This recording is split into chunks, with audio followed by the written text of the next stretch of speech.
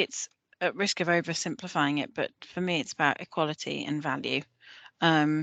So it's about appreciating everyone's contributions, inviting everyone's contributions in a meaningful, genuine way, and recognizing that we are more than some of our parts. And when we collaborate and work together and really appreciate the different perspectives, then we end up in a better place than we would have been if we hadn't. And that we learn through those conversations and we broaden our understanding. And that leads to better production of whatever it is that we're trying to produce or create, but it also leads to a healthier team, a more connected team. You know, I really put a high value on that collaborative process and that exploratory process. And I think for me, the very backbone of a co-produced team is the conversation, the inclusivity, and the genuine appreciation for bringing various perspectives together and recognizing that even if they're different to what I think or what somebody else thinks, even if it leads to some difficult conversations, it means that we are truly learning and truly creating something new.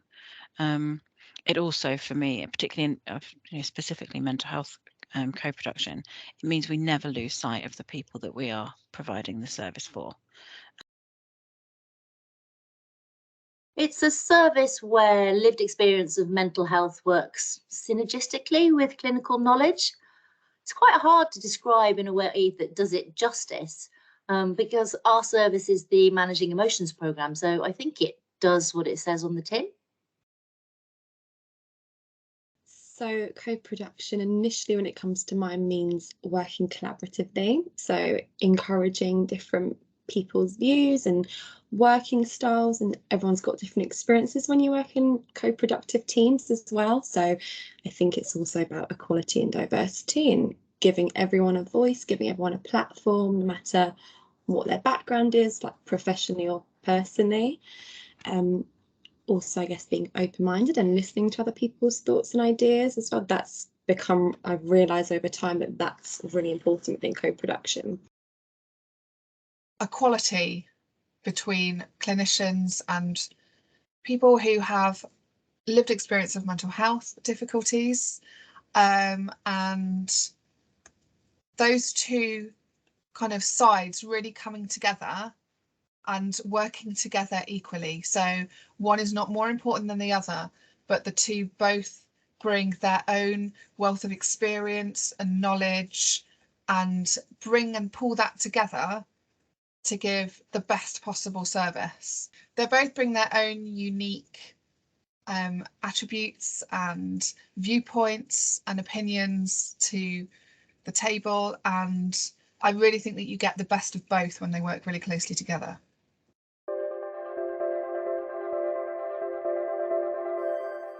Thing that I like the most about working in co-produced teams is that we have a lot of in-depth conversations, because there's a lot of people in the team, and that means we have a lot of ideas and different opinions. It means that we often have quite open discussions about new ways of doing things or alternative ways of doing things, and that comes with a lot of different ideas and having those in-depth conversations, things that I would have never thought about before as well. So it encourages me to be quite intuitive and also other people. So it's also about being quite open and honest, which I think the team does really well in those conversations, and everyone feels like they have a voice and they can be open and honest and they won't be judged or put down for bringing something new to the team. So what do I love about it? I love the fact that we are a truly cohesive team, and I think that is a consequence of co-production, because people are valued across the board for their experience and knowledge and skill, and therefore we feel like we're all a true collaborative team that's all working for the same end, and that, I think, breeds a sense of ownership and pride in what we're doing. I love the fact that I get to work with such a wide range of brilliant people who all care so much about what we're doing, who give so much of themselves on a daily basis. I always find it inspiring, and it could sound really cheesy, but humbling that people are putting themselves out every day to talk about some of the hardest, most difficult experiences they've been through, and they're prepared to do that. And I feel, hugely proud of that and grateful. I believe in co-production, so therefore I think that our group members, the people that receive our service, are getting a higher quality of service because it is co-produced. So that's also something I love about it, because I feel like we're doing the best we can. And I love the fact that we're a team that cares about each other. I get messages from people saying, hope you're okay. When I've got stuff going on, people will check in on me as well. And that is just a lovely thing about being in a team like ours. And I find it exciting that it's innovation, and it's exciting that we all have the permission, for want of a better word, to question and to change and to say, yeah, it might have always been done like that, but does it have to be? So let's look at it again with fresh eyes. And I find that exciting and freeing, and it gives me the sense of progress, and we've got more to go with this team. And so it is reductive to say I love everything about it, but I do. I think we need to talk a lot about the benefits of co-production, because I think it's such a valuable resource or approach to working. It's worth noting that there's enough evidence now in the literature to show the value of co-production, in terms of if any other teams or services need convincing. We're not the first ones to do this, and we know it works and it's valuable. But what I've noticed about co-production in our team is that it benefits all parties. I think primarily it benefits service users, people who access our service. And we hear that in their feedback, both verbally, sort of in our sessions, but also in the feedback forms that they complete. They often talk about, the benefit of our course, but they often highlight the benefit of having someone with lived experience as part of the delivery of that course. And that's just irreplaceable. I can't do that as a clinician in the same way. I can do it in a similar way. I can try and, disclose things about myself, and I'm sure that will be helpful. But it's not the same as having someone there who has gone through a similar experience, sharing their recovery story. And I think we need to recognize the irreplaceableness of that. If we can't do co-production without people with lived experience. And I think that's just a unique thing that's really valuable. I find it really, really empowering personally. For the first time, I feel that clinicians are really listening, and that the NHS is really listening to my particular client group, which is people with personality disorders. So I really feel that they're listening to our voice for the first time, and what we need, what we don't need, what's important to us, what recovery looks like for us and what we need for that. So it's really amazing to be part of that, and to be able to be part of the transformation of services that we're seeing by working in this way. Right from top to bottom, we're working together as one team. There is no decision that is made by only the clinicians or only the lived experience members of the team. We all make decisions together. And sometimes that means that decisions take longer to come to and there's more discussion. But I think that's really healthy, and it makes sure that we are keeping our our end users, the people that are using our service, they're really being kept at the focus and the centre of everything that we're doing, by bringing together those two sides, like I said, of the clinical aspect, but also the lived experience aspect, bringing those together to focus on the people that are using our services.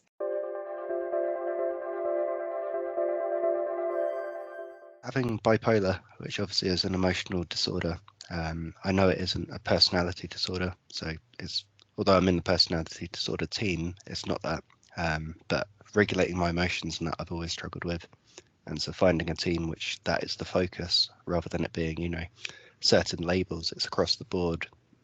Anybody with emotional difficulties, it works perfectly. And I think it's my ability to sort of have the experiences which I've had and be able to give back using those experiences.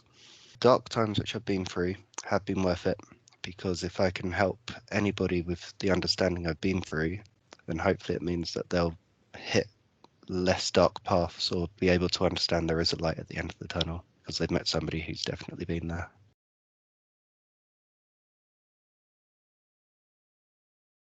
Before I worked in MEP, when I just looked online at what the service done, they stood out as a service to me, just because I thought there was sort of next to no services that offered similar support, or it was quite a new concept, I guess. Working in a co-produced team, I found that quite interesting. So that was quite new to me. But I also, in the interview, just felt quite a lot of warmth and care in that process, and I hadn't experienced that either before, so it felt like a really nice warming environment. I just thought I'd like to be a part of this, and it just felt quite natural as well. So yeah, quite early on I felt just connecting with the people in the interview and knowing a bit about the service that attracted me quite a lot to working in the team.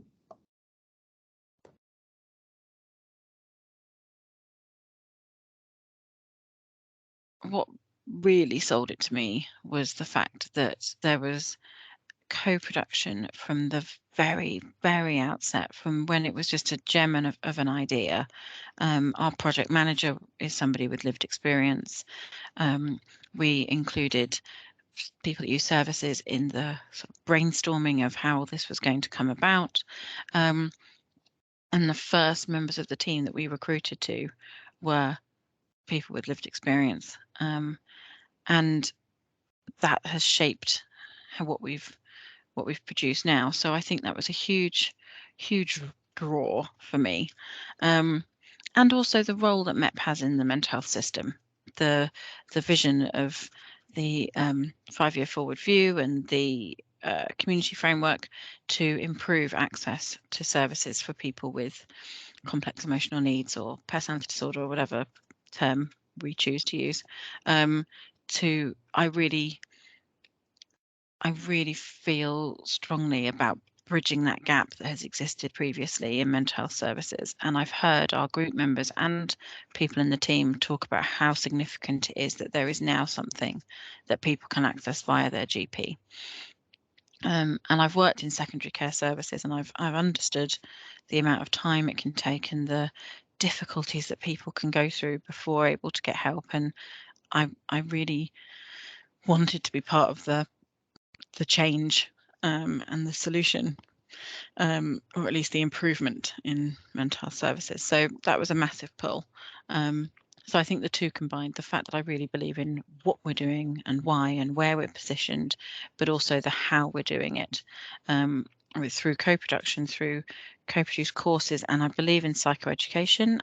When I deliver our courses, particularly the course 1, you see the change that people go through from a sense of this is all out of my control to suddenly a shift to feeling like, oh, maybe I can do something to improve how things are for me. And that's a really magic moment. And, it's wonderful that we're putting something in there to help people reach that and to give them the sense of hope and empowerment that they can learn some skills, practice doing something differently, and improve their enjoyment of life.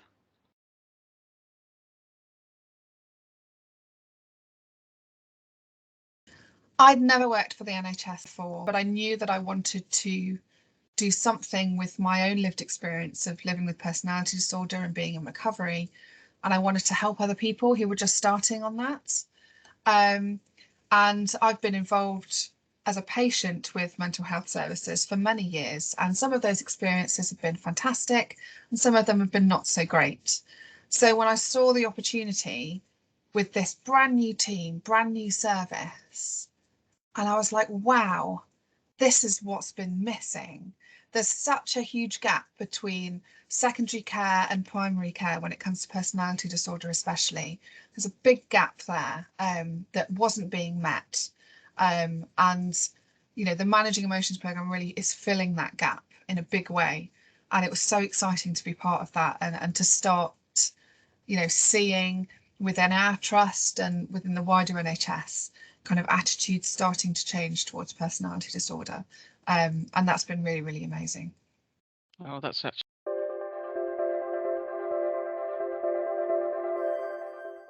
I think we have a very safe place for our own mental health, whether that's diagnosed or not within the team.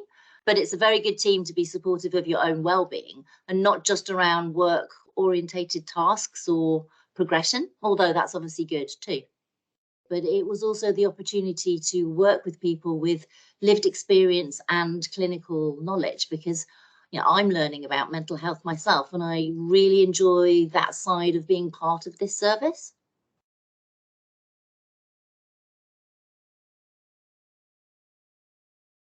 There's no division within the team between, you know, clinicians and lived experience. We are very much one team working side by side. Every person's voice is just as important and every person's opinion is valid and listened to. So that's been fantastic. And just the way that as a team we all support each other regardless of our background and, you know, the expertise that we're bringing to the team. We all really support each other. We're very open and transparent about our own mental health and how we're doing, and if we need a bit more support, if we're having a bad day. And, you know, that's really, really amazing. I've never worked in such a supportive team as this team that I'm working in now. Okay, I'm working with people who understand me and accept me for how I am, and who value me. And I feel a huge amount of job satisfaction with what I'm doing. I know that I'm making a difference to people, not just by working with them directly, but also with whenever I come into contact with clinicians, even outside of the team, so across the trust, you know, I'm breaking down those stigmas around personality disorder. And I've, you know, all our lived experience practitioners are kind of walking examples that recovery is possible. And that's an absolutely amazing thing. So I would definitely say that this is by far the best thing I've ever done. Probably the warmth of the team, and everyone's so friendly and everyone's there to support one another. That was the case from the get-go. So from quite early on working in a team, I thought I want to be here for a long time. I could be here for a long time, and everyone really cares about each other's mental health and well-being, not just service users. So that's really profound to me. Also, I think the lack of hierarchy. There is obviously a hierarchy in that there's different positions and people are higher band wise, but it feels like everyone's very equal and we all have an equal say and equal voices and equal ideas. So that's really important to me, and that's another reason I like being in the team and want to stay in the team. And I guess maybe from a service position, the willingness to progress and develop as a service, that fits really well with me. And I see that people in the team, but also the bigger picture, the service wants to do well and wants to progress to help more people. And yeah, just the reward it gives me every day, really. Every day is giving you purpose and gives you a sense of purpose and makes you feel like you're doing good. So yeah, I could be doing it forever and be happy with it.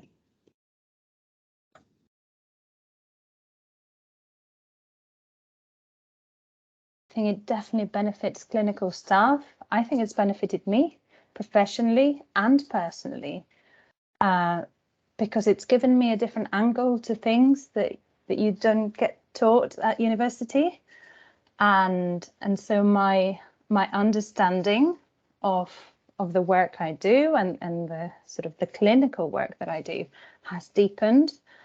It's been further enriched, and personally, I've learned a lot as well. It gives me the possibility of being more open about my own mental health at work. It allows me to have support for that and benefit from that more compassionate way of working.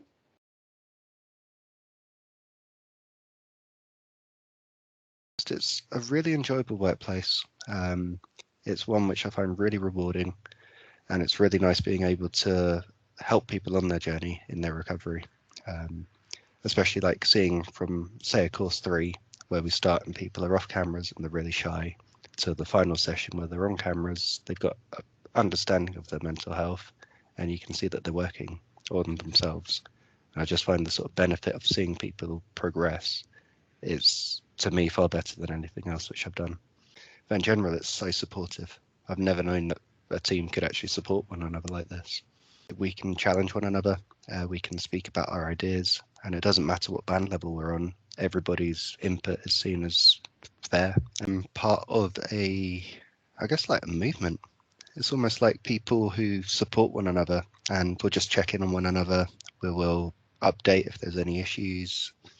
Just in general, it's like such a supportive team. It's almost more like a family than a workplace. It makes me want to really push my level, and it makes me want to work higher up the chain. It's definitely making me want to progress, and if nothing else as well, it's improved my confidence in my personal life.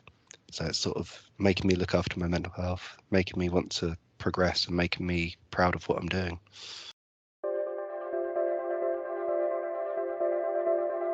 I found it a bit intimidating. Obviously not having any clinical experience, it's working with sort of, band 7s and doctors and that, and it's like, how am I going to live up to that level? But actually that doesn't seem to be part of it. It just seems that everybody's respecting one another, and everybody's experience and knowledge is seen as important. As it's my first time working in a co-produced team, every day is a little bit different. One thing I have realised is your own boundaries and those of others are not always the same, but I think this in itself brings a greater understanding of mental health. It's a learning curve. We're helping people to recover and learn how to deal with their own intense emotions. And as humans, we all have those anyway, but it's just a bit more pronounced within our service and therefore within our own team dynamics. But I think that's all to the greater good. Coming into the NHS for the first time, it's actually a bit mind-blowing that suddenly people want to know what you think, and they want to hear what you say, and they value your opinion. And that, I know for me, that was like, wow, all these like highly educated psychiatrists and OTs and all these really qualified clinicians suddenly want to hear what I have to say and are like hanging on my every word, and that's a bit weird. I mean, it's amazing, but it's also a bit weird, and it comes with a lot of responsibility as well, and it does take a lot of getting used to. Having the right managers who understand what it's like, or at least can empathise with what it might be like to be a lived experience practitioner working in the NHS, and how that, how your self-esteem and your confidence, do need to be built up over time. For me, sometimes the challenges are being able to explain if I'm having a bad day or how I might perceive or understand something, being able to articulate that in a way that other team members can then understand. That can be a bit of a challenge sometimes because my brain kind of works in a different way and is processing things differently. And sometimes that can be a little bit difficult to explain. I think because for me personally, because I've been in recovery for quite a long time, sometimes my colleagues can almost forget that I have this lived experience and that I have a personality disorder that hasn't gone away. I've just learned to manage it, and they can forget that sometimes. and they sometimes need to kind of be reminded that actually, no, I need this, or I need a bit of time, or I need to step away or something. And so that's been something. But I think they're all, whatever the challenges are that have come up, I think as the team has grown and developed, I really think those challenges are becoming less and less as the team is becoming more experienced working together in this way. We're a very new team. I think it's been about 2 years, which is nothing really. And I think the longer the team is in place, the more we're learning about each other, the more we're learning about how co-production works, what that looks like in a team, and how to do it really well.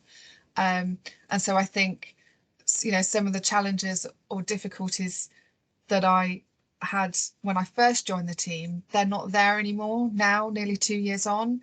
And so for new people joining the team, I don't think they would experience them so much, because the team has learnt, what it looks like, how to be with each other. So I think that none of the challenges are insurmountable. I don't find much difficult or challenging. I guess the only thing that can be challenging is because there's so many different voices and different backgrounds and experiences, like I said, professionally and personally. Sometimes I guess it can be challenging to narrow down the ideas for one final idea. We have a fairly big team, so it's going to come with that challenge, but I wouldn't say there's any major challenges. Before I started, I would have thought there were maybe challenges just not working in a co-produced team before, but that very quickly changed, in that I thought maybe I would have to adapt my way of working if someone had lived experience. That was really naive of me. I thought there was maybe a bit of a difference between me and them because of I don't have lived experience, whatever that may mean to people, but I very quickly realised that's not the case. So yeah, there's not actually any challenges. It was more perceived challenges that actually weren't there. I think the perceived challenges were probably, I would have thought I would have had to have been maybe cautious around my working styles. Maybe I also thought that there would be quite triggering situations in the courses, given we work in a team for personality disorder and we have people with lived experience of a personality disorder. So I perhaps thought, okay, maybe I have to do a little bit extra to support people in and after courses if it was triggering. But like I said, it's not the case at all. And it's, if anything, shown me that actually I can relate in much more ways than I ever would have imagined. So yeah, those are the 2 ways that I would have thought it would have been challenging. I think I would preface this by saying that there is nothing that is so difficult or challenging that takes away from all of the good and the enjoyment and the positives. And what can be difficult or challenging is the very nature of co-production is that it invites lots of opinions and ideas. And sometimes I feel, as I said earlier, either tempted to make the decision or that people actually would quite like me to make a decision. And that can be very hard when there's so many opinions. And also when you're talking about something that people care about so much, it's not just an idea, it's something that people feel really connected with. Managing decision making and facilitating decision making actually is a better choice of words, can be one of the challenges. I think something that's been a bit of a journey for our team, and I think it will continue to be a journey as the team evolves, is how we manage not even conflict, but differences of opinion, and how we have, I believe we have come to a point where challenging each other which is done respectfully, which is done with curiosity, is embraced and valued. And I think that has been a learning process, and probably one that will continue as the team changes its sort of makeup as we go along. But as a manager, I think it's really brilliant that people feel safe enough to question not only the decisions that I make or the views that I hold, but each other's as well. And to be able to do that in a way that doesn't break the strong connections that we have interpersonally, that doesn't lead to people feeling that they're not able to voice their opinion. And it's like a sort of creative melting pot that we all feel a sense of contribution to. And that, I think, is hugely important, but it's also something that I really recognise takes a lot of work for people, and it does take a deep breath and a perhaps a moment of check-in with themselves of, oh, I feel like I'm going to ask this question, and make sure they're really ready for that, but also for the person on the receiving end to hear that. So I'm proud that we can have those conversations, and I appreciate the effort that goes into it each time. Particularly managing a co-produced service, there are times when it's really tempting to make decisions, to just say, you know, we're going to do it like this, and everyone needs to follow that instruction. That is a genuine temptation sometimes, particularly when conversations are proving difficult. People's feelings are involved in those conversations, and there's a part of me that wants to, I think, protect that, or to try and move something further on more quickly. So it's not easy. And I think one of the things I love about our service is that people will hold me to that co-production model. People will say, on the few occasions when I may have given in to that temptation, people have called me out on it and honestly said, hang on, Nina, whoa, let's have a conversation. And I so value that. And to me, that is that's co-production in action, because it's not just about we do co-production. We're actively maintaining that co-production, and we're honouring it, and we're holding each other to account with that, including the manager and everybody else, which I love. One of the other challenges is that the NHS as a whole and the organisation are not yet at a point where we have all the right processes and systems and policies in place to support co-production, and certainly in the way that I do it and the way that I value it and want it to be happening. And that means that sometimes it's like a square peg in a round hole. And the way that I would support somebody, for example, managing their mental health whilst at work, might not fit with what the absence policy says, or what occupational health might view it as. And that can be really hard to manage. And there's always a balance to be struck around supporting individuals' mental health and, individuals' well-being and the service needs. And we can't lose sight of either of those, but they have to be held. It's a balancing act, and sometimes one is more of a priority than the other, but that can be tricky, and can be tricky to do in a way that feels really fair, but also feels individual enough to each person's needs. I think we have a mismatch in expectations in the team around use of lived or life experience. I think the roles that are explicitly for lived experience, it's very clear that you're in this job to share aspects of your lived experience to the benefit of the team and the people that use our services. And that isn't explicit for people in non-lived experience roles. And therefore, I've been made aware recently in conversations I've had with people that can feel like a real power imbalance, and that, for example, I know stuff about people's lives that close members of their family may not know. And do they know a similar level of detail about my life? Probably not. And that's not because I feel like I have stuff I won't share, but perhaps it's not something that feels expected, and it doesn't, it's not happening in a way, and I think it should.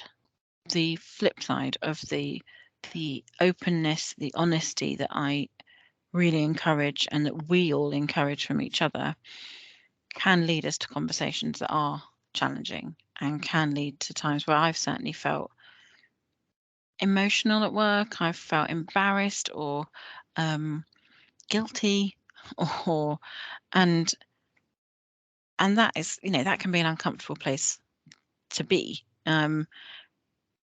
But having said that, I don't necessarily see it as purely a negative, because I think when you allow yourself to go into that place and to be vulnerable and to have those conversations, you usually end up in a better place for it.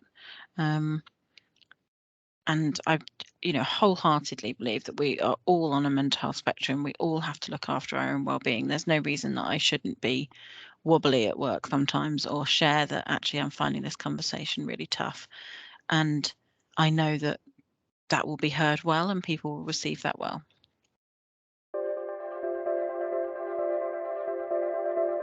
I would like to look at the opportunities for lived experience roles throughout the whole team. So making an explicit lived experience role within what are currently clinical roles. So bands 7 and 8 predominantly. I think there's something around having an explicit lived experience aspect to those roles. Probably career progression, especially for lived experience practitioners who are often coming into the NHS. They've never worked for the NHS before. They may not have any formal qualifications or the right qualifications if they've had a career change. And so it can be difficult to figure out, well, where am I going to go from here? What might my future look like within the NHS? So I think that is an area that does need to be developed, so that the lived experience practitioners do feel just as valued, and that yes, they can have a career in the NHS as well. They're not going to be stuck at band 3 or band 4. They can go on and into management positions as well, and we've seen that in our trust at Surrey and Borders, which is fantastic, and I hope that it starts to happen in other trusts as well. But I think that's an area of big development. How do we recognise the different skills and different experiences that lived practitioners bring, other skills that may not be conventional into the career pathways that the NHS has to offer. How do we translate some of those things across and support lived experience practitioners to stay in the NHS and progress in their career?